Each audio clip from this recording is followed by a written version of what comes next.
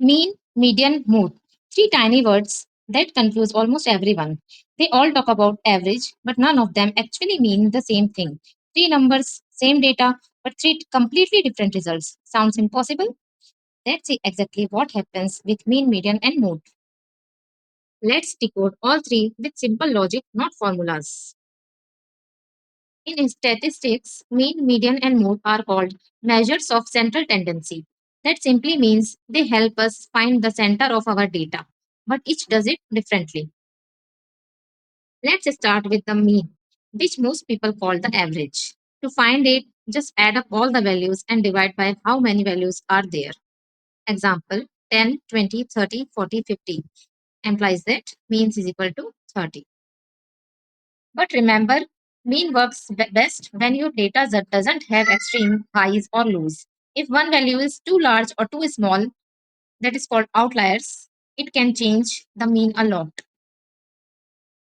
Next is median, the middle value when all numbers are arranged in order, ascending order. Okay. Example 10, 20, 30, 40, 50. Middle value is 30. So median is 30. If they are even numbers, take the average of the two middle terms. Median is very useful when your data has extreme values because it focuses only on the middle, not the extremes. And finally, mode, the value that appears most often. For example, 2, 3, 3, 3, 4, 5. Mode is equal to 3. It's great when you want to find what is popular or most common, like the most sold shoe size, etc. But if no number repeats, then there is no mode at all. And if two or more numbers repeat the same number of terms, the data is called bimodal or multimodal. So here is a quick summary. Use mean where your data is balanced, medians when your data has extreme values, and mode when you are finding what is most common. Now it's your turn. Find the mean, median, and mode for this data. Pause the video and try it yourself. All right, time to check your answer.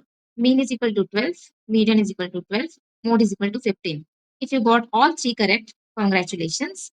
You have understood the concept clearly. If your concept is clear now, awesome.